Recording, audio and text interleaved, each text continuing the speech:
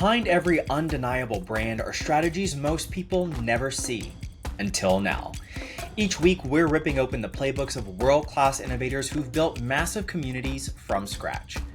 Real people, real results, real systems you can implement today. I'm Kendall LeJeune, and this is Tribe Tracks. Joining us on the show today is Megan Huber. Megan Huber is a powerhouse in the coaching industry, known for helping coaches and online educators scale their businesses organically to 6 and 7 figures without relying on paid advertising or complicated funnels. With nearly 2 decades of experience spanning public education, entrepreneurship, and client success management, Megan specializes in helping her clients build businesses that are truly built to last, profitable, sustainable, and impactful. Please welcome Megan Huber. Thank you so much, Megan, for joining us. How are you today? I'm amazing, Kendall. Thanks so much for having me on the show. Yeah, so excited to have you on. I've been wanting to pick your brain for quite some time. I noticed that you've been doing a lot of posting about community, so I can't wait to dive into that. But before we do, for those that are listening that may not be familiar with who you are and what you do, can you give us a little bit of a background as to what it is that you do? Sure. And before I say that, I love that you just said, I'm so excited to have you on the show to pick your brain. That is so smart. So if anybody listening has a podcast, bring guests on where you actually have questions for them. I do the same thing. I think I love it. I'm just picking too. Okay. I have been in the coaching and consulting space for a long time. I feel like a dinosaur at this point. I've been doing it since 2011. And over the course of 13, 14 years, there's a lot of evolution in your business, in your brand, in who you're serving, in how you're supporting people, and all that jazz. So I primarily am working with coaches and consultants to help them get clients consistently through the power of building community. The community becomes their client lead flow. So their pipeline never runs dry. They're already building a really tight-knit community that just transitions into their paid offers, whatever those paid offers will be. And then obviously you're building community with your paid clients as well inside your programs. So it's a lot of that. It's helping coaches build real solid businesses. I love that part of it. And then I also do quite a bit of consulting with coaching companies that are multi-7, 8 figures. They have larger teams. And my focus there is more on the client journey, specifically paying attention to client experience and what keeps our clients paying and coming back for more, which I'll tell you, Kendall, it's actually largely due to community and your ability to cultivate community with your paying clients. That is the number one reason why they stay in an ecosystem. It's community. That's huge because I know a lot of times it might be the thought that people keep signing up because they love the information or they love the education or they love the accountability. So it's really interesting to hear community. So let me ask you, before we go any further, how did you get into doing what you do? How did you get to where you are today? Yeah, that's such a fun question. So I was a high school teacher in my 20s, and that's a whole story there. How did I even become a high school teacher? Because I didn't go to college to be a teacher. I never planned to be an educator. My mom was a career educator. She was a high school teacher and an elementary school principal, then went back to the high school classroom. She was a business education teacher, which basically means you have a computer lab. And I graduated from college with a business degree, moved home, had no clue what I wanted to do. That summer, my mom suggested I go back to school and get a master's degree in teaching and a teaching certification. And she goes, Megan, you would be a phenomenal teacher. Just go do it. We'll send you back to school. So I immediately hopped into a master's program to become a teacher. And a lot of people don't know this, but you can become a teacher without a teaching certification in the subject matter that you have an undergrad degree in. Because I had a business degree, I got hired to teach in the business department at the high school I graduated from, right beside my mom's classroom. So my mom and I taught beside each other. And while I was teaching, I got a master's degree. So I was doing all that at the same time. And this was circa 2005, 2006. And back then, that's when online learning was becoming really popular. It was very up and coming. I got my whole master's degree online. And I then started teaching. In addition to teaching in the physical classroom, I was teaching for North Carolina Virtual Public Schools. So I was teaching kids online I was actually one of the teachers who would build out the course in the online space. And I was taking what I was teaching in the physical classroom and I was building those courses for the online students. So a lot of my perspective, I think this is unique. A lot of my perspective when it comes to community, how people operate in community, how people learn, especially in our coaching and education programs, a lot of that comes from my experience teaching high school age kids. It's no different to work with an adult than it is to work with a 16-year-old. It's the same. So I left the classroom after only 5 years when we had our daughter Brighton. And it was very uncharacteristic of me to not have a plan, have no idea what I wanted to do, and come home and essentially do nothing. And I didn't enjoy it. And my husband already had a coaching certification and he was a personal trainer, but he was utilizing coaching. And he said, Megan, I think he was just so tired of me like moping around the house. He goes, I think you should go get a coaching certification just for your own personal development. And so I did. It was like 4 or 5 months long. And I thought, whoa, this is so similar to what I was doing with my high school kids. Because when you're a high school teacher, you are not just standing at the front of the room sharing information. These are teenagers. You have to learn a lot of skills in order to get them to even pay attention to you, let alone do what you're asking them to do and then get some sort of a decent grade in public school. So I got a coaching certification and I thought, oh my gosh, like this is exactly what I'm supposed to do. That was in 2011. And I remember within 2 weeks of finishing my certification, I had a website built. I had an LLC or corporate up. Anyway, I established a business back then, didn't know what I was doing. And I built my whole business from in-person networking events and speaking. I would go anywhere. I would speak anywhere. And I would drive 3 hours to speak. And I had my little baby in her car seat, taking her places. And she would just sit there and sleep.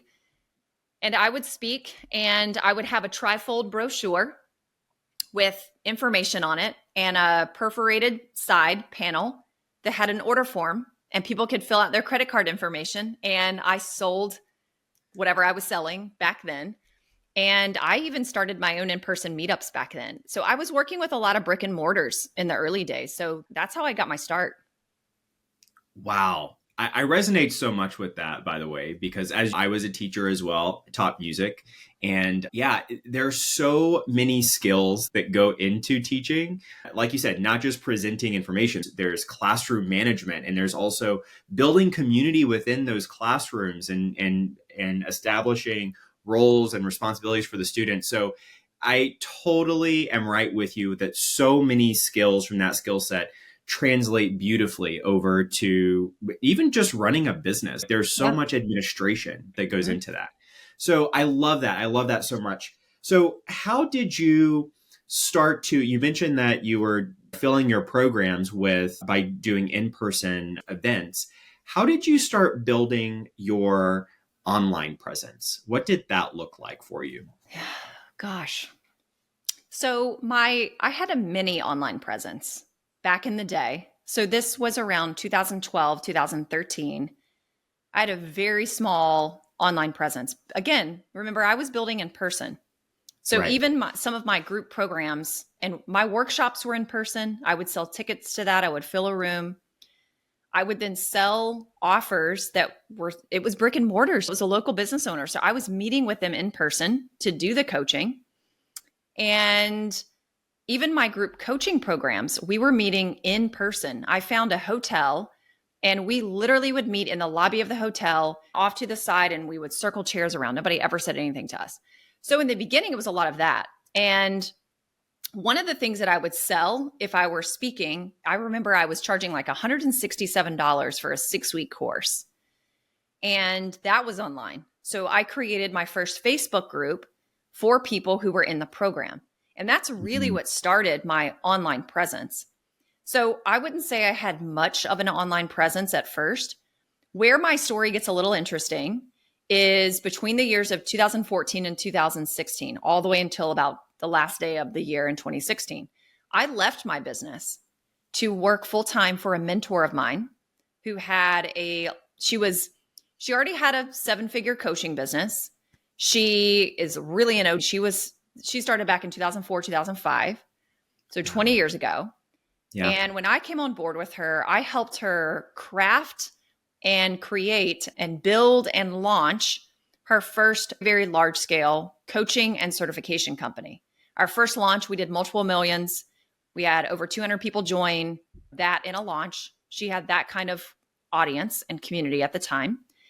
And she needed team. And she asked me to come and work for her. So I did. And that was twofold for me. One, it was a strategic move because I was like, wow, she's not just going to coach me. I literally get to learn the ins and outs of what it takes to really build a multi-7, 8-figure coaching company because I'm going to be doing all of it. And that was incredible. I worked with thousands of clients. I wrote all the programs, ran all the programs. To be honest with you, I don't think my online presence really got going until January 2nd, 2017. When I left that company. So I exited making 6 figures and getting to sell coaching, my own coaching whenever I wanted to that clientele. So that's where I made all my extra money on top of a 6-figure income. And that was all going to cut off when I left. And I thought, okay, I know exactly what to do to build a business this time. I was a different version of me. I was confident. And I thought, okay, I need a niche. I need an offer, and I need a platform. And I chose Facebook as my platform because I knew my niche was already there. I chose Facebook groups because I knew my client was already in them. They understood them. They were already gathering in them, and they were buying inside of Facebook groups. So I thought, okay, come January 2nd, I'm opening up my own Facebook group that I knew I could position myself as a generous authority. I would go in there and utilize a lot of the skills we learned as a teacher, and I would build community. I would find out exactly what they want right now that they were ready to buy, and I would give it to them. And I would give it to them in free content and then have a call to action. And I promoted all those free trainings outside of the group to draw people in. And I built the first year of my coaching business, I did just a hair under 500,000 in revenue, top line revenue. And that's how I built that right there is exactly how I built my initial online presence. It was positioning myself as an expert for what those people wanted to buy right now. And that's just the tune I sang repeatedly without fail. And it worked. That is beautiful. Now, it sounds like this Facebook group was central to your business model. And so you also mentioned earlier, community is what people are really looking for in terms of their decision if they're going to stay in programs or not. So let's start our community discussion around what is your definition of community? Oh, gosh, so good. So community, to me, community is a place where people belong. Let's just keep it like super short, sweet, and simple. And I'll also say what community is not. Community is not just a place where people are getting together. It's not just a place where we're all looking at each other on Zoom squares. A group of people in a Facebook group is not necessarily a community. It's a place where there's a collection of people, but a place where there's a collection of people isn't community. So if people have this sense or this thought, I have to try to fit in to this group. I have to try to fit in means you don't actually belong. So a sense of belonging and I have to try to fit in, that those are two very different things. So community is a true sense of belonging, which is one of Maslow's hierarchy of needs. That's a community. So then it's taking it further. So what does it mean to belong? What does it mean to have a sense of belonging? I think we're a lot of community builders and community leaders, especially who are leading adults.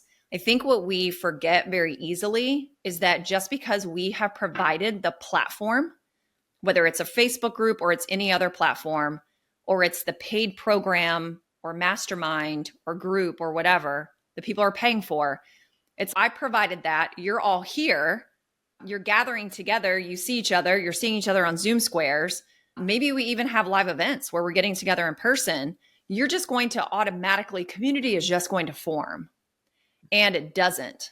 In order for community and a sense of belonging and real, true, genuine connection between two people or a group of people, in order for that to happen and for it to last, the leader has to facilitate that and not just make an announcement at the beginning. This is our community and this is what community means.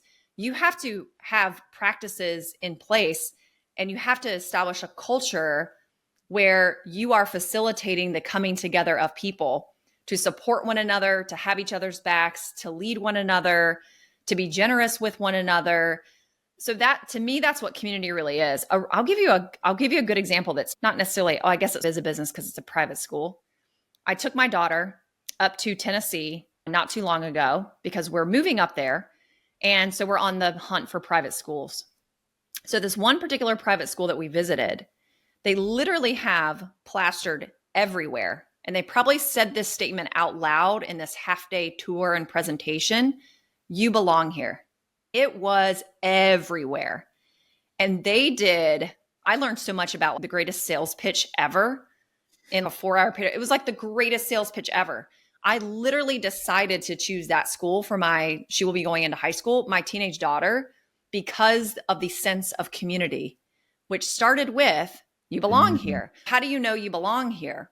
And again, I think this is where a lot of community leaders go wrong, or maybe I think they just don't know. It's that in order for a community to really last, it actually has to be exclusive, not inclusive. And one of the ways that the private school did this, I remember they put this image on the screen and they were presenting. And it was like this, it was a circle and it had 6, I don't remember what they called them. We'll call them core values. I think they might have had a different name for it. And they were very specific. And you either aligned with them or you did not. And sitting in that room, you could just decide based on that, what does it mean to be at this school? Who are we? What do we stand for? What do we believe? What are our values? And again, it's like black and white. You're either for it or not. And that's really how I made the decision to stay. That is true community. That's how you create a sense of belonging. You can't have anybody, everybody. There's a lot of studies done on this topic. There's books written on it. .com probably has collected the most data on communities and groups that last. And it is proven that the ones that are the most exclusive, not inclusive, are the ones that last the longest.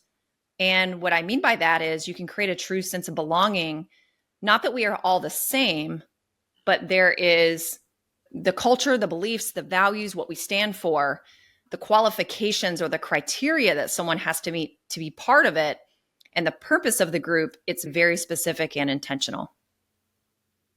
Yeah, that makes total sense, right? Because how do you know if this group is for you? It really begins back at the values, the core values. Wow, that's really good insight. Now, let me ask you this. We've seen so many different communities out there, whether it's Discord communities or Facebook communities, lots of different communities out there.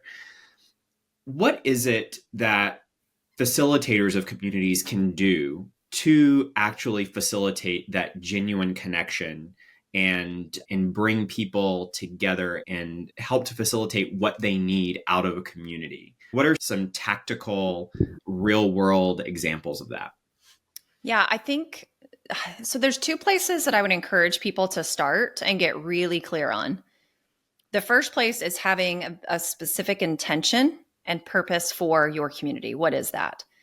And you and I were even talking about that before we press record. You and I were chatting about you and I both hosting in-person meetups.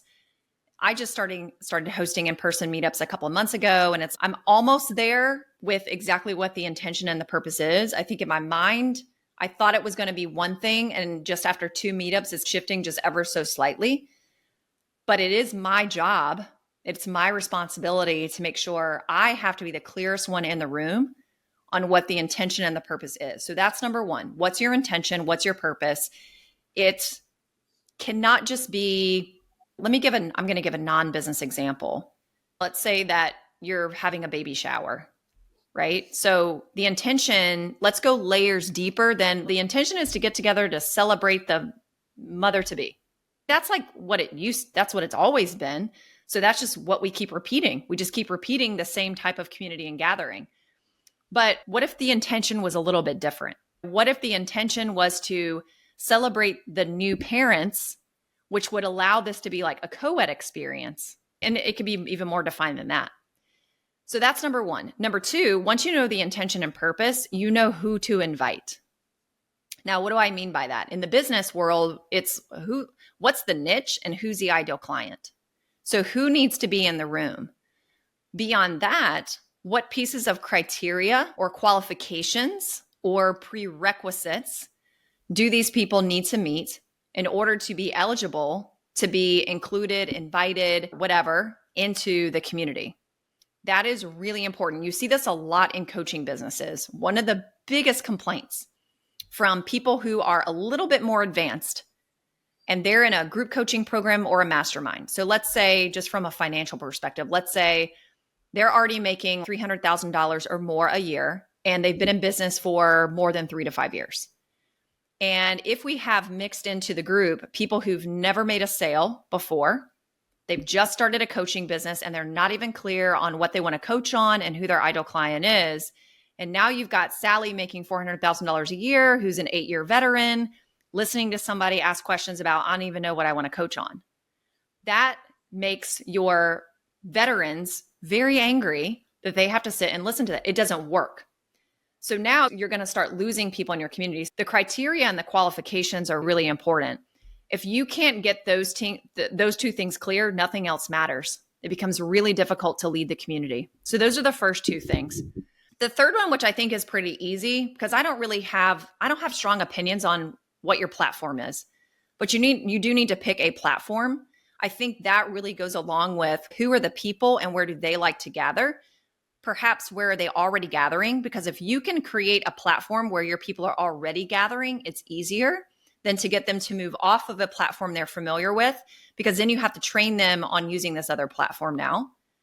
And again, with the intention, what do you want the people to be able to do with each other inside of this community, inside of this platform? What features are you looking for? I'm not a huge stickler for that, but I think picking your platform it's important. It's a component of it. The fourth thing, again, you are the leader, so you set the tone right out of the gate, even at the level of your marketing. You need to be very clear in articulating what the culture of your community is. Because if you don't, other people are going to come in and they're going to take over and they're going to set the tone for what your culture is. And again, where I think one of the biggest mistakes is made is leaders will announce the culture one time in like an onboarding call. They'll say it once. Or maybe it's listed somewhere that's hard to find. It's like obscure. And then they'll say, oh yeah, like everybody knows what the culture is here. Everybody knows what community means here. I'm like, how many times did you describe it, explain it, hammer it into their heads? They were like, oh, we did in the first call. I was like, nobody knows then. So that's something you have to keep repeating over and over again. So you first have to decide, what is our culture? What are our values? You have to train your people on that. Just because we are quote unquote responsible adults does not mean that we are all going to come in and just automatically act the way you want us to act when we don't even know what your values are. And we don't know what the culture of the community is. So again, I know that's not specific and like, how do we connect two people together? But you can't even get there if we don't do these other 4 things first. Yeah, that's really solid. If someone's listening to this and they're like, listen, I have a community which is really just a collection of people that I've thrown together and accumulated over the years, I need to start defining my culture. I need to start defining my values. Do you have any advice on how people can actually go about doing that? How would you advise them to do that? That's a really good question. If you have the ability to pull that out of yourself, then I would sit down and probably do a stream of consciousness writing first, right? Just take out a pen, take out a sheet of paper, prompt yourself with that question, sit there as long as you need to sit there and think or meditate or pray about it, whatever you do, and see what comes through. And just let yourself do stream of consciousness writing without writing in complete sentences. But it could be anything, like put whatever comes on the page. Just see what comes through, like what's coming through your belly, what's coming through your spirit and your soul. I don't know that everybody has the ability to do that. I think some people do. I think other people, it's why we hire coaches, right? Because it's a lot easier for somebody else to prompt us with questions because we don't always know the right questions to ask ourselves. And that's one of the things that I also love about coaching. I love listening to what the person says. Sometimes I'll have people who I consult, and sometimes they'll ask me like to consult them on how to better work with their own clients. And they'll say, can you give me a list of questions that I can ask them in the coaching session? Sure, I'll do my best, but that's really hard to do because we don't know what they're going to say to your first question. So your next question that the coach is going to ask you, it's very intuitive based off what you say to them first. And then they're going to come up with a question to go deeper. So if you need an extraction session with a coach, go work with a coach who can pull it out of you. Because I think oftentimes our core values and the culture we really want to create in a community, it's already in us. We don't have to necessarily go outside of ourselves to look for that, because you're really building a community that's based a lot off of who you are internally as a human being. So I would say either one of those is probably a really good starting point. And if you need to go, sometimes this is helpful, depending on how you like to process information. If it's helpful for you to just go Google top core values, go look at what the top core values are. And again, you just sit there for a little while and see what resonates with you. Yeah, that's really good. Do you have any people that come to mind who are extremely gifted or you would consider incredible community builders, community leaders? Somebody you and I both know is Pace Morby. Yeah. That's and I haven't. That's the gold standard, right? Yeah, look, I'm also someone who doesn't come from the real estate investing world, right? Like I'm not even in that world, except I know a lot of educators and coaches in that world, which is how I am connected to Pace as well. And so I'm new to him and I'm new to observing him. And I've heard him teach on community twice now, one time in person and one time virtually. I think you might have actually been on that call as well pretty recently where we had the opportunity to hear him. Yeah. He just is another level. I think that he understands human beings and people so well on such a visceral, cellular, emotional level. And he's not like a sappy guy. I just think he gets people really well. I think he reads people extremely. I think that's a gift. I think he has innate gifts that lends itself to him being a very good community builder. There are also skills that you have to build that we're not all born with. So I don't want people to think, oh, like he's just born with it. It's just easy for him. It's not, because he had to learn skills as well. But I do think that he reads people well. I think he knows what people want. I think he's very in touch with human beings. And I think he's built skills, and I think he allows himself to make tons of mistakes. I think he doesn't overthink. I think he listens to people. I think he gives people what they want. And I think his personality probably lends itself to building community in the way that he has. He's not afraid to try things. He's not afraid to try things and to fail at them. I think he's an incredible community leader. The other thing that he's done really well, and I'm not in any of his programs, but I know that he does this. So one of the cornerstones of keeping people in your community longer, once you've had a community for a bit of time, it's raising leaders inside of the community. He also does that exceptionally well. You probably know this as being a classroom teacher.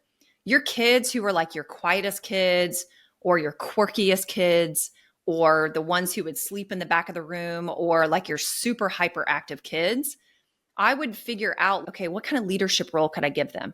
Because if I didn't, they either wouldn't do their work, or they would sleep, or they would terrorize the heck out of me.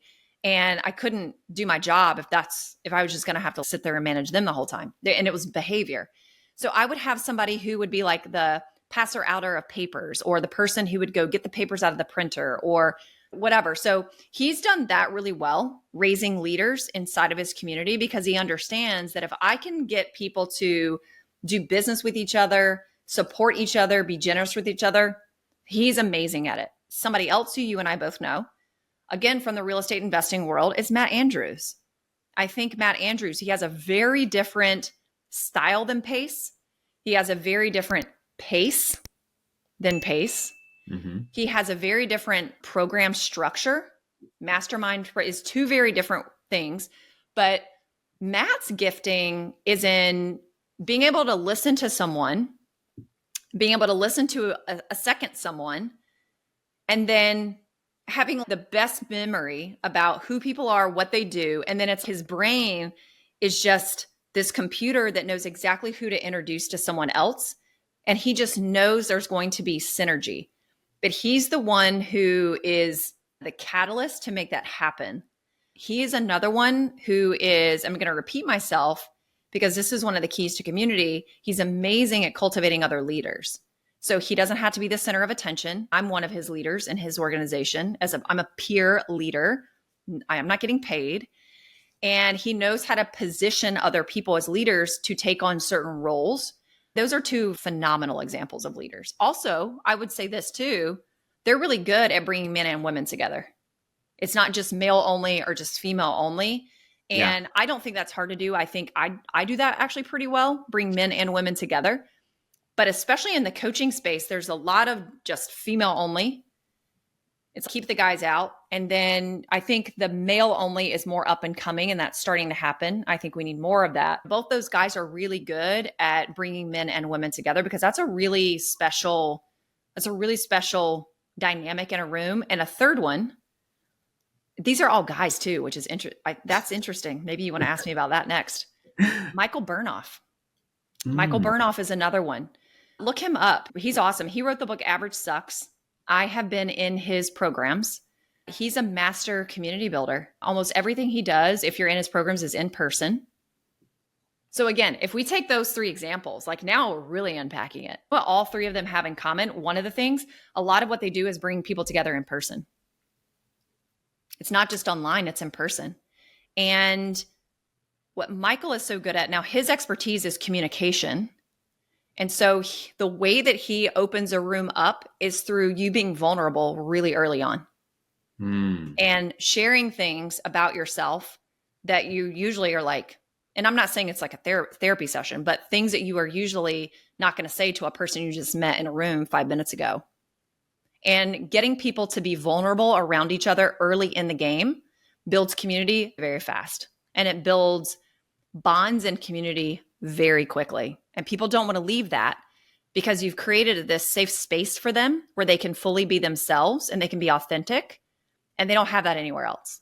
And we really don't as adults. It's very hard to find that even in your own family. Most people feel like an outcast in every people group that they are part of. So if you can make people feel safe, secure, and that they can fully be themselves and fully express who they really are, oh man, that's gold for a community. So three dudes. 3 dudes.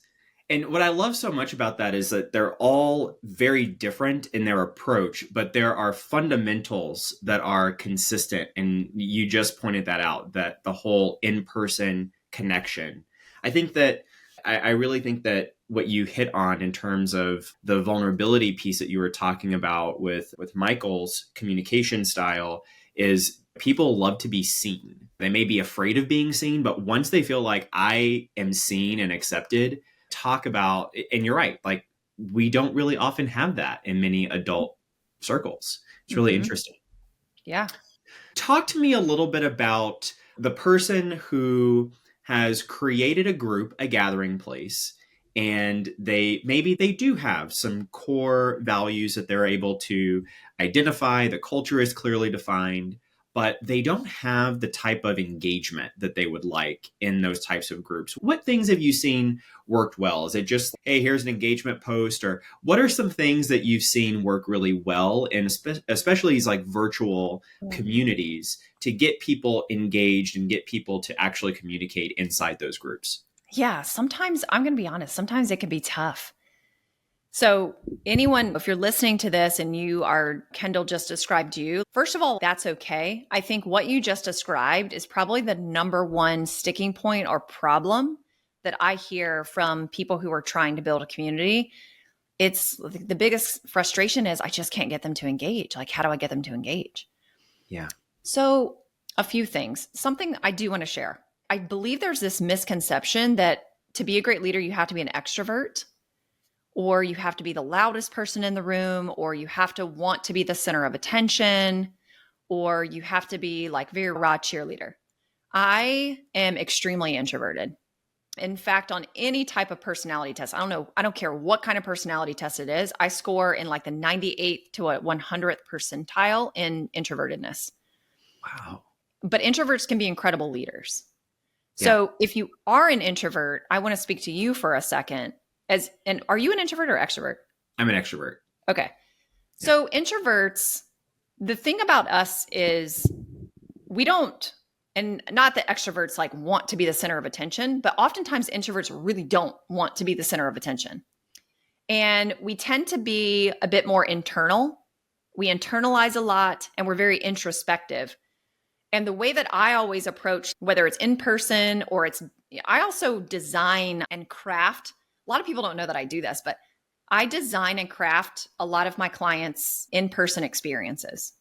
So if they host like a 3-day retreat, I'm the mastermind behind everything, not the event coordinating, not the flowers, not what the stage looks like, not that, but the experience that the client is having, the content and the agenda and how it flows. I actually do that for people because as an introvert, I almost look at it like I'm an artist. And it's like, how can I get people to open up to each other? What's the flow of the room? What's the flow of the So I'm looking at all of that. I just wanted to say that because I think introverts are really good designers of gatherings because of our approach, because we don't want to be the center of attention, because we don't want it to be about us. And again, I'm not saying extroverts want it to be about them. So engagement, that was your question, especially digital. I think one of the most important things is you have to show your face and you have to share your voice. So more video, right? That's really important. At least once a week. I would say more than once a week is probably better, at least twice. Because that's giving people a sense of who you are and it creates more safety and intimacy and security more quickly. Because it's so much easier for somebody to pick up on your energy and your personality and your vibe and whether or not they trust you when they can see your face and hear your voice. It's harder to pick up on that when the only thing you're doing is writing. So that's one way to do it. Another way to do it is consistency. So if you're going to go live every week on the same day, the same time, every single week, I go live in my Facebook group every Tuesday at 11 a.m. Eastern time without fail, regardless if anybody's there live or not. My community, like your community is going to come to expect that. What you're doing is you're building trust. So whatever your activity is going to be in the digital group, be very consistent with it because it builds trust, which is going to open people up even more. The third thing is you've got to give really great content. Your content has to be very valuable. And not only that, it's got to be what your audience, your community deems as valuable right now. Oftentimes, what we are doing is we are showing up and talking about what we want to talk about so that we can sell what we want to sell. But what if your community doesn't hear what you want to say today? And I think I'm guilty of that too. People will say, oh, I just create content. I can't like pre-create my content because I just create whatever I'm inspired by today. I'm sorry, but I'm just going to call this out. If that's the way you're creating content, you are just talking about what you want to talk about every day. You're not really talking about what your community needs to hear today so they can go get a result in an hour. And we've got to start thinking that way. So that content of that style is very important. A couple of other practical things, polls. So there's a type of post you can make. I know in Facebook and I'm sure other platforms too, you can do a poll and people almost can't help themselves but respond to a poll, right? So that works. I would do at least one a week. Other types of posts, I just made one I didn't do this in my community. I did it on my personal page right before we got on this call. Let me go see what it is. In real time, I can share with you. So questions that people want to answer, that they want other people to know about themselves, and they're also interested in what other people have to say as an answer to the same question. Did you catch that? That's a lot. That's good. That's good. So This question that I put on, this is on my personal page. It's, what is a path you almost took in business or life but didn't? So I would come up with questions like that you can ask at least once a week, because human beings, myself included, we all like to talk about ourselves. So if I can create an interesting question that people want to say about themselves, that allows them to share something they want other people to know about them, and they're also interested in what other people have to say about themselves, that's ding, ding, bingo. Like we hit the lottery with that. That's the sweet So those spot. are some practical things. Another practical one, engage with your community members in like private conversations. So if they're commenting, even if they just comment one time, send them a private message and say, hey, I saw you commented on my XYZ post. And then say something. You can thank them, or you can say something, or you could say, hey, reword this, but pose a question that's based on the context of whatever they commented on, to find out like what kind of additional resource can you send them, right? So find out like what they're struggling with, maybe with that particular topic that they commented on. And then if you have a podcast episode, or you have a video or a download or something that you can, or a post, like a really detailed post or video on social media that you can send them, that's really great, because that person is going to be more likely to engage in your community. That's gold. That's gold. Yeah, I love that. I love that. Just thinking about my experience in other groups that I've been a part of, I know that sometimes, as silly as it may sound, but sometimes it really is a stretch for someone to actually put themselves out there and comment on a post. And if it just goes unnoticed and no one ever responds or likes or anything like that, I'm a lot less likely to respond again. So I love that idea of connecting with someone that has engaged and rewarding that behavior with more connection. That's really fantastic. I love that. So shifting gears a little bit, still in the same vein of community, but if someone has a coaching program where part of their coaching program, let's say it's a group coaching program where they do have a community, what are some of the most valuable things that those coaches can do to make that community a valuable one to those paying clients? I think so. Something I've seen in the past, I believe this is going to really trend in 2025, as long as the world just stays intact. It's in person. It's in person events, retreats.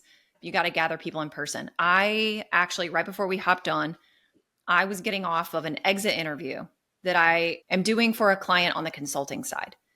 And I'm conducting some of their exit interviews with clients who are not renewing. And part of that exit interview is giving your insights. What did you love? What were your favorite parts of the year-long program? And these two gals are business partners, and they just raved about the in-person retreats. They talked about the in-person retreats for 5 minutes. So and they could have just stopped there.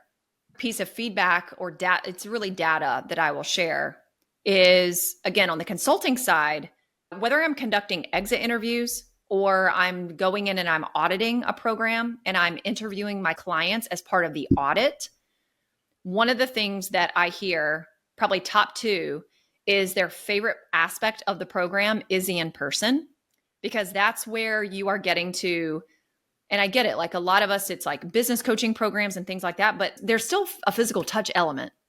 So when you get people together in a room, they are getting to shake each other's hands, or they're hugging each other, or someone's touching your shoulder, or someone touches your hand, or a high five. People are desperate for that. So it's the physical touch, it's the energy.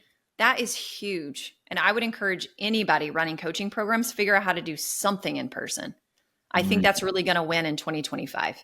So that's one. Another one is you've got to find a way that works for you, because you can't do this if you have 1,000 people in your program. It's not going to be the same as if you have 5. You've got to figure out a way for people to get to know each other and introduce themselves very early on, especially if you've got incoming clients coming into a group that already exists. So there's different ways to do that. One of the ways to do that is if you've got a new cohort of people joining all at the same time. Let's say you've got like a cohort of 15 people joining a program of 100 that already exists.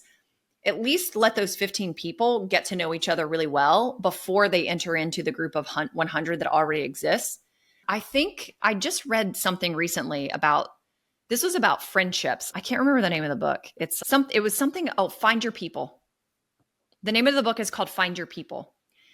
And in the book, she says that each individual human being, we only have the capacity to know about 150 people. So 150 like acquaintances, and then 50 people who somewhat well, but then like your close-knit tight community inner circle, 5. So it goes from 150 to 50 to 5, and we really only have the capacity for 5. So the reason I'm sharing that is because in a paid program, the other thing that you want to look at is how can I create smaller little subgroups within the bigger group? Because if you've got a group of 150 people and you and I are in the group, Kendall, like we're not going to become friends with 150 people. Right. We're not really going to get to closely know 150 people. But how could the leader or facilitator or coach of that put us in some sort of small groups? How could accountability pods or teams of people, or when we're coming on calls to learn and you're teaching, put us in breakout rooms of small groups of no more than 5. So that is huge. Whenever I've consulted people who have coaching and education programs and they're not doing that, it's one of the first things I tell them to do. You've got to put people in breakout rooms on these Zoom calls. Don't just talk to 300 people. Put them in a breakout room. Let them have an open discussion, or put them in. I was in a mindset program 2 years ago, and the course was great. It was like 15 weeks long. She would teach for 45 minutes. She would do Q&A for 45 minutes. It was wonderful. And we were in accountability pods. And that was my favorite part of the program. The program was amazing. All of it was. But I loved that because I'm an introvert. And so I would get to come to the accountability pod. I never spoke on the bigger calls unless she called on me. I never once raised my hand to be coached. But I was the biggest talker in the small group. Wow. Yeah. And I was the leader of my group because she assigned leaders.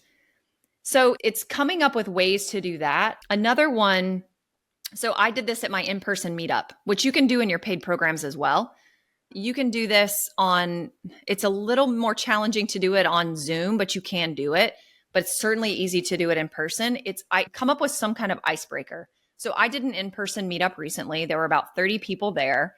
And I had a bag that on the front of the bag said, magical question, pick one. And so I came up with these magical questions that in a business setting, there are people in the room, like big business owners. All the questions were more personal questions that they're absolutely never being asked. And they're not asking anybody these questions, but it causes people to open up and say something about themselves that might be a little bit vulnerable. You want to do that very early on in any community, including your paid community. Don't just dive in and start teaching on day one. You've got to let people open up and get to know each other on a personal level. Let's find out who the person is, but you have to prompt that because people are coming to a paid program with their guard up, their walls up, and women especially. They are looking on those Zoom squares and they are thinking to themselves, who does she think she is? And what is she saying about me? And how is she judging me? And so we're all thinking that we're judging each other and criticizing each other. And you have to knock that wall down really fast, or else it's going to be like that the whole entire time. I hope that was helpful. I feel like I was all over the place with that answer. No, that was fantastic. Could you give us an example of one of your magical questions? Oh my gosh. Okay, so here, let me see if I can think of two. One was super like surface level, but it could actually create some emotion. It was like, what type of dish do you remember from childhood that brings back a lot of memories that you don't eat or enjoy now? So I mean, that's just like a cutesy one, but it does actually open up a story about your mom or your dad or your grandma or a sibling or an aunt or an uncle. Another one was, what is something that you used to think, but you changed your mind on? That's a good one. Like you used to believe something or used to think something, but then you've changed your mind. Yeah. Another one was, what does your name mean? What is the meaning behind your name? Ah, something like that. Those are just some cute ones. There were some other deeper ones too. that's Yeah. good. I Yeah. really like that. I really like that because again, it goes back to what we were talking about with Michael Burnoff and his communication is get vulnerable really quick to have those connections. That's fantastic. So, what do you think is probably some of the most important things to do when you're looking to build community? So, in terms of getting more people into the community, growing the community, what are some tactical steps that you can give people to start building and growing? Like a free community? Yeah. Okay. I want to say something that I haven't already said. So, besides some of the things that I've already said, like you've got to have an intention, a vision, blah, blah, you have to be very enthusiastic. So, you've got to be the most enthusiastic person in the room. And that has to stay at a level 10. Now, that again, that does not mean that you have to be loud. It doesn't mean that you have to get your pom poms out and sing rah or be super fluffy or something superficial. But you have got to be so driven, so energized, and so enthusiastic. And you have to bring that enthusiasm because people want to be led by someone who is more enthused and more energetic and more excited than they are. None of us are going to go find somebody who is less energetic, less enthused, less purpose driven than us because we're if we're on a higher level than the person leading the room, we are out so fast. So you've got to Immediate. bring it like a level 20. It will 100% fail if you can't do that and you cannot sustain that consistently. That is absolutely number 1. Your energy and enthusiasm alone, people will pick up on that just because of the way that you're showing up. I mean, that right there, that will grow your community. I think the second thing, this is like super practical, but you've got to have a name of your community or your platform. Like, again, mine is a Facebook group. You've got to have a name that really speaks to the person that you're serving inside that community. So, for example, mine is called Structured Freedom Inc., which is the name of my company. But then after that, the second part of it is client acquisition for high ticket coaches. If you're a coach, if you want to sell high ticket and you want to get more clients consistently, that's what we do here. So that's really important. Another one I alluded to earlier about being really consistent and that building trust. And I said, I go live every single week. That is probably one of my top ways to build a community.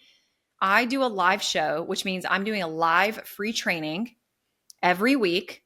And it is something that is very practical so that people could listen to that. And even while they're listening to it, they could go take action on what I'm saying and get some kind of little mini result. I'm not going to go change the world, but they know what to go do, at least as their next step. That works because what that allows you to do is craft promotional material. And when I promote, I just promote with one sentence on a single post on my Facebook page, and some of them flop and some of them bomb and don't do well. And you just have to test what people resonate with. The more specific and measurable, and the more your promotional material is slanted towards exactly what your ideal client wants to solve today, the better it will do. And then people are commenting like me, I want that, I want that. And then I DM every single one of them and I tell them I'm doing a training inside my group. Here's the link. See you in there.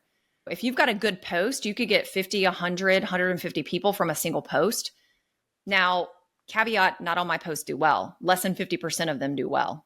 Only about 30% of my posts get any kind of comments. The rest are just duds because you've got to realize everything you're posting on social media is a test.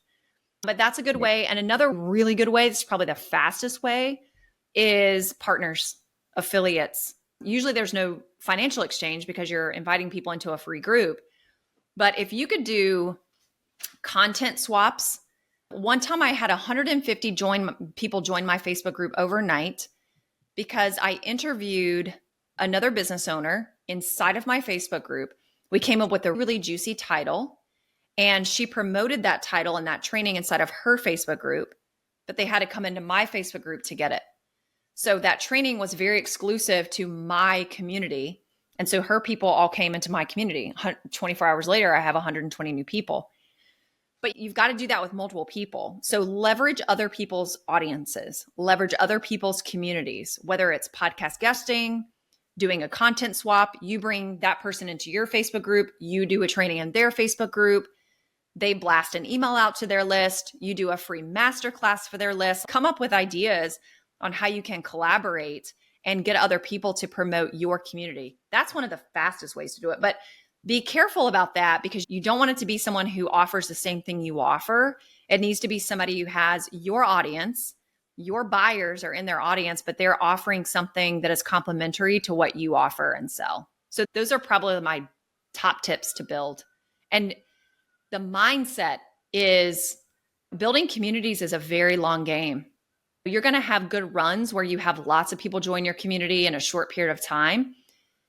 And you're going to have runs where it's like super high engaged. Then you're also going to have seasons where it's not. And I think that's important for people to understand that a community is built out of human beings, and human beings are living, breathing, changing, moving, evolving things.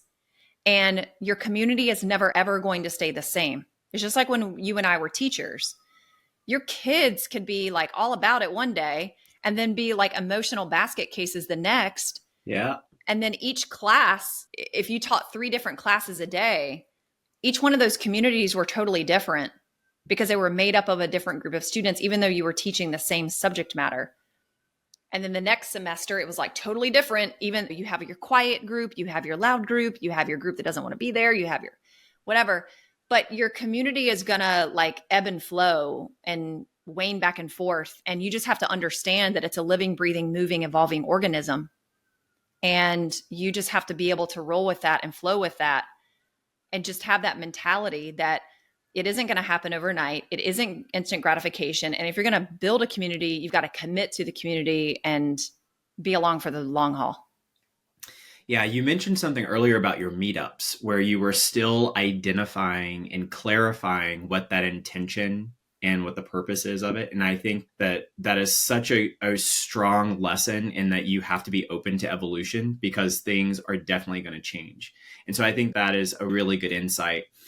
Let's talk about selling inside the community. So if you have something to sell, I know that at least I can speak from my own experience. I don't like to be in a community where I'm just constantly being pitched to. So can you talk a little bit about what are some best practices or how do you approach how much you sell into your community? Some people say sell every day if you got something to sell it. Yeah. Some people are like only every once a quarter. I don't know. But how do you approach that? Yeah. And I'm glad you said that because every community leader and business owner has their own opinion, their own vibe, their own like style. And that works for them. So I think the most important thing is to know yourself really and know what works for you. And it's very easy in this industry, and especially with social media, to just look at what other people are doing, especially people who are more successful and 10 times further along. And then you want to go do what they do. So you got to be a little careful with that. So identify I wouldn't do what's comfortable. I would do what is a bit of a stretch. So if you're only comfortable making an offer like one time a month, I'd probably make an offer more than that because that's your comfort zone. So I think that's number one. Like you got to really flow with your own style and your approach to that. I'll share a quick story. When I rebooted my business in 2017 and I did it through a Facebook group, going into it, was my decision going into it. I was coming back on the scene after being off the scene for 3 years. I was still in the coaching world, but I was working under somebody else's brand and name and everything. And I became known in that little corner of the world, but I didn't really have that much of a presence on social media because I was representing somebody else's thing. And when I came back into it, I had decided I'm going to open up this Facebook group community. I'm going to teach the pants off of people. I'm going to engage. I'm going to build this incredible community. I'm just going to give content for 90 days. I'm not even going to make a single offer. Not even going to make an offer. And I was poised to do that. And I think it was around day 9, I started getting private messages from people saying, are you selling something? Or I think I want to work with you. Do you have something for offer right now? And that was the tip for me. And I was like, okay. I was like, I can make offers now. So it only took 9 days of giving like epic value. And people are like, I want what you're saying over there. So then at that time, I was doing 2 Facebook Live shows a week. And I was making an offer at the end of every show. Now, I wasn't necessarily selling, like, here's my $2,000 group coaching program. I was selling a call with me, like a consultation call. And I would say something like, if you are looking to get, I'll make this up. If you're looking to get 3 clients in the next 30 days, here are your next steps. Send me a direct message and put the word ready in the message. I'll respond back to you. I'll probably have a couple of questions to ask you first. And then if it makes sense, we'll set up a call. And here's how that call is going to go. I'm going to ask you about your vision, your goals, what you've tried, what you're struggling with, what your goals are, where you want to be in the next 90 days. And then at the end of the call, we're going to reserve about 10 to 15 minutes so that you can make a decision to either move forward and work with me or to not move forward and work with me. Either way, totally fine. And that worked super well for me. I made my first 6 figures that year in 2 months, 2.5 months, just doing that. Wow. And then, so again, like I was making an offer two times a week at the end of a really juicy training to just get on a call with me. And that worked well for me. I think if you're selling a program, let's say you're selling a group coaching program or a course, and it has a deadline date, like we are closing the cart, we are closing the doors on X date. You got to pick a certain number of days. How many days in a row is your cart going to be open where you're pitching?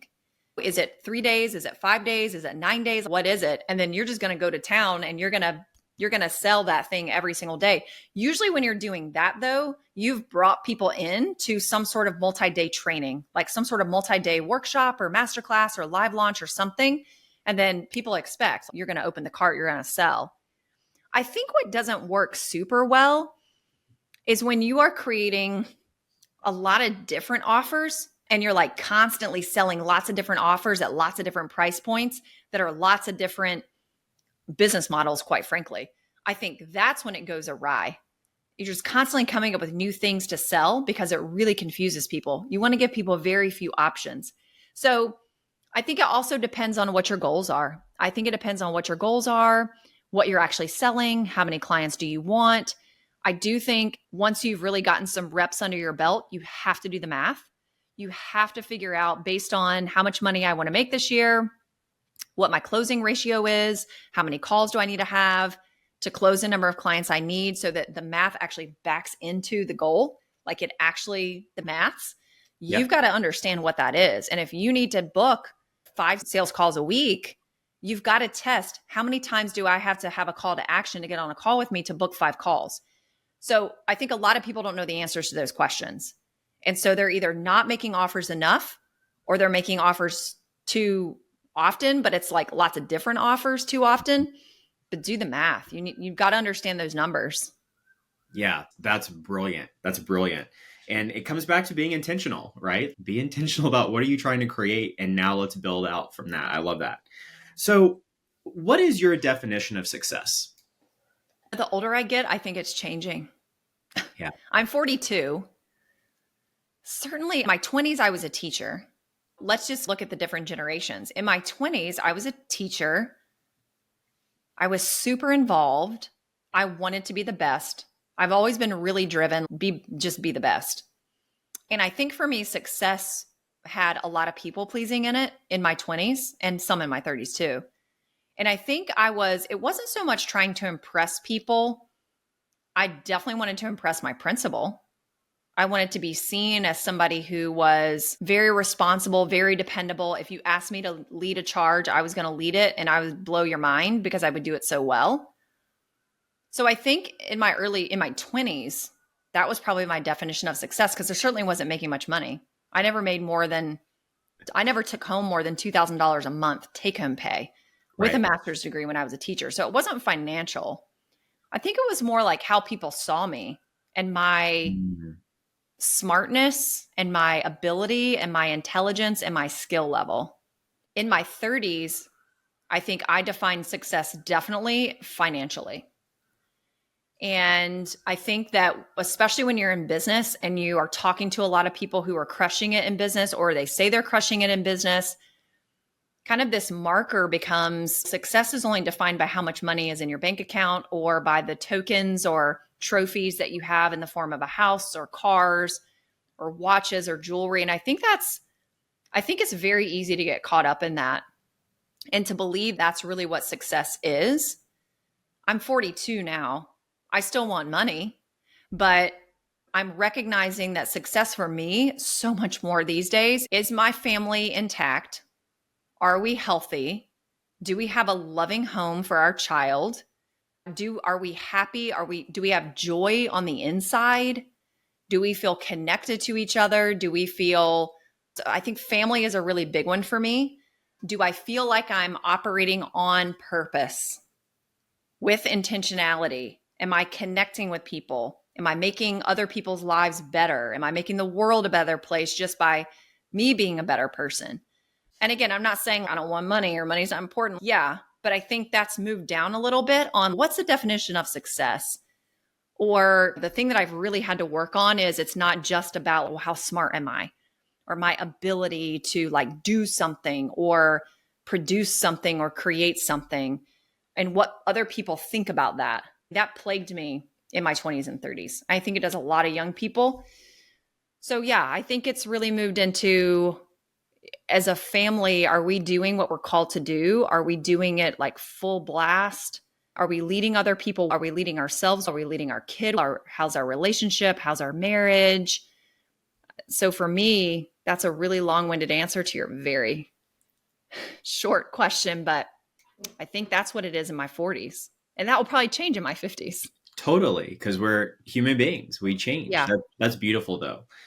If you could go back and tell yourself 3 pieces of advice when you were just starting on that life board game, what would they be and why? If I could go back and tell myself 3 things, I would say don't worry about what other people think about you because it doesn't matter. That's so big. I think so many people struggle with that. Yeah. Yeah, Men and women. absolutely. Universal. I think it gets the best of us. I think that, yeah, I think one of the biggest reasons why we don't do the things that feel called and compelled to do is because we are so concerned about what somebody else is going to say about us or think about us. Yeah. Again, I'm 42. I think I just in the last year or two, probably the last 2 years, like really got over that one. It took me What's a the long secret? time. How do we get over it? What's the secret? How did you do it? I don't know if some of it is just age and experience and recognizing that everybody's very self-centered and self-concerned about the self. Nobody really has time to sit around and look at what everybody else is doing and be super concerned about it because they're too concerned about themselves. I think faith too. I really do. I've always been a faithful person, but I think like building that relationship and knowing that I don't have to carry all of it on my own back and my own shoulders. I think that's been really helpful for me. So, not worrying what other people are thinking about you, I think is huge. The other one that's really big for me that I would tell myself is everything is going to work out for you. Everything is actually going to work out for you. Yeah, like none of us were promised that we were going to have a problem-free life. And I think sometimes we're trying to have a problem-free life because we think something's innately wrong with us when we're experiencing problems, or we think we get to this certain place where the problems aren't going to happen anymore because I have figured it out. I've arrived.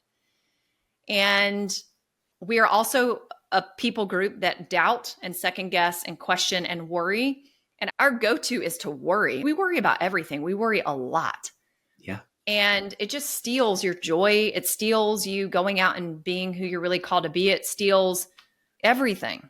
So that would be another one. Everything's actually going to work out for you. And when you believe that, the way that you are in the world is completely different. Like you just go for stuff. Like you just don't, you just do. And so that's my second one. My third one is it's okay to not have it all figured out as soon as you start something. And it's okay not to be the best at it. Oh, that's a huge one for me. And I was an athlete growing up. And I was always an overachiever, and I think I have taken myself out of the game a lot in life because in my mind, I was like, but I'm not going to be the best at that as soon as I do it. It's like people who want to be a speaker. You've got to go to speaker training first, and you're probably going to have to go to a auditorium where they're going to put you on stage to do improv or just go on stage and give your speech. Guess what? You're not going to be good. And I would have been the person who's, I'm not even going to sign up for that because I'm not going to blow the socks off everybody when I go up on stage to do my little 5-minute speech and then be critiqued in the room. I would have just broken down in tears. And so you take yourself out of the game of actually building the skills that you have to build or exposing yourself to people you have to expose yourself to build relationships. And then you just live this very safe life that's not really safe at all. It's actually the riskiest thing. So that's been a huge one for me. And again, I don't think I worked on a lot of this in my 30s. I didn't really get it until my 40s. Do you think that ties back to that first point of I don't want to be bad at something because I don't want other people's opinions to be negative of me? Do you think that there's a connection there, at least for you? Yes. Yeah. I think part of it is in fear of being embarrassed and fear of being humiliated, fear of getting it wrong and being seen as someone who's incapable. I think another one is like a fear of disappointing. I think if you grew up, I don't know, I grew up thinking I had to be perfect. And when you grow up thinking that the standard is perfection, then that's the only standard. So if in your mind, you're like, wait, but I'm not going to be perfect at that. But the standard that we have to live by is perfection. So I'm just going to make sure I stay where I come across as perfect. Yeah. Brene Brown does a lot of really good teaching on perfection. I heard her say once that perfection is actually an armor that we wear to protect ourselves from, it's connected closely to shame of not meeting that bar and not meeting the standard that we think we need to be at to be perceived as valuable. And when I read that, I was like, oh my gosh, that's deep. That is deep. You'll get this. It's like the meetup that I did last week, and you and I share a mentor, and my mentor was there. And so it was like, I think it was 2 days or it might've been the day before. He called me on the phone. He was like, yeah, how's it going? You need any help with anything? And I was like, well, like, I'd love to hear about a structure for the meetup. Yeah. Like, what you got? And so I literally had a structure. I had an agenda. And then I also called a friend of mine who's like master facilitator at gatherings. And I was like, hey, can you and she does them all the time. And I was like, can you lay out your thing? Because it's not like I don't know how to do it, but also there are other people who do it better than me, way better.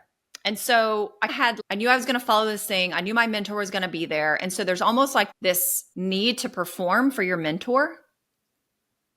And then when I got there, it was like perfect because it was so loud. It was at a restaurant. I couldn't do any of it. There was no way. We would have had to go outside the restaurant. I couldn't do anything I had planned. And so there was a part of me in my mind that was like, oh, he drove 3.5 hours to get there because he doesn't live here.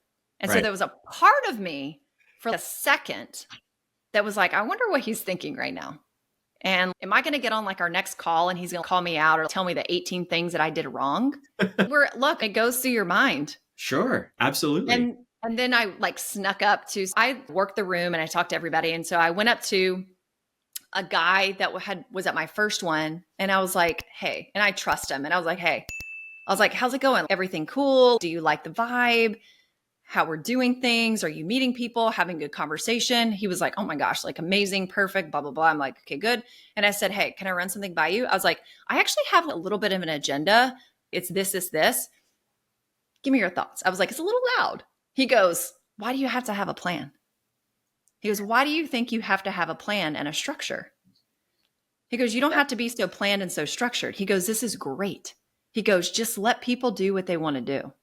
And that's all I needed to hear. Yes. And it was like, so then the conversation in my head was, who cares if my mentor doesn't like what I just did? Who cares if he doesn't? Who cares? And at the same time, be open for feedback. If I want to have a better structure, choose a quieter place next time. Do a different meetup with a different purpose next time. It's not the end of the world. And that was the conversation I was having in my head. Like, it's not the end of the world. And be confident enough to ride the wave that you've just been presented. And I had to ride the wave that was presented to me, which was a loud restaurant, and I could not do my agenda. I love that. Ride the wave that you were just presented. I'm sure 20-year-old Megan inside was like, what's happening? Yeah. And there was a second I could have really let it fall off the rails. But, in my 20s or 30s, I would have. But then you also have to remind yourself, nobody came there thinking or knowing I had an agenda. Not one person. I was the only one in the room. I was the only one in the room who knew that piece of information. Yeah. So don't go air it to everybody. Oh my gosh, I'm so sorry. I had a whole thing planned. But that's what we do. Sure. That's what we do. And then we look like an idiot when we do that. You don't have to compensate for anything. Yeah, exactly. Then I just remembered what Tom tells us all the time. Do it messy. Do it imperfect. Just go out and do it. And I was like, he's definitely going to have some critiques for me. But I know, like, in his heart, he's just, my student did it. Yes. Yeah, my student is doing it. And then it comes back to that point that you made about it all works out. It all works out. Mm-hmm. Ride the wave. It all works out. This is happening for you right now. That's so good. I love that. Megan, I want to be respectful of your time. I could probably have an entire other podcast just talking about, I want to dive into client experience and the work that you do to put together live events. So we'll definitely have to have you back on, because that topic that's my jam. I love hearing about that kind of thing. So we'll definitely have to have that conversation. But before I let you go, I first want to thank you for just being so generous with your time and your knowledge, your experience sharing with us today. How can we give back to you? What types of connections or resources are you currently looking for? Awesome. I love that question. So if you're listening to this, you're probably a podcast listener. So I have a show. I'd love for you to come check it out. It's called Built to Last with Megan Huber. And if you love it, give it a review, share it out with people. So that would be super helpful, because that's really like one of the top ways any of us with a podcast increase our listenership, sharing it out, giving a review. And if you want to come join my community, if you're a coach or a consultant who's building a coaching business, come see us at Structured Freedom Inc., client acquisition for high ticket coaches, and come and engage. That would be amazing. Love it. We'll put all of those links in the show notes. That way people can reach out to you and join and listen and all of the things. So thank you so much, Megan. This has been absolutely gold, like absolutely golden. Thank you so much for taking the time and joining us. This has been awesome. Thank you so much, Kendall. Great questions too. Thanks so much. This has just been so fascinating. I love this topic. So you just crushed it. Awesome. So, awesome. Thank you so much. We'll see you next time. Until then, take care, be safe, and catch you next time. Bye-bye. Hey there, brand fan. If these insider strategies on building influence and cultivating real community got your wheels turning, like and subscribe for more conversations that cut through the noise and get to what really works. And if you're ready to turn these insights into action, head over to onlybrandfans.com to unlock the next level. Until next time, build something they can't ignore.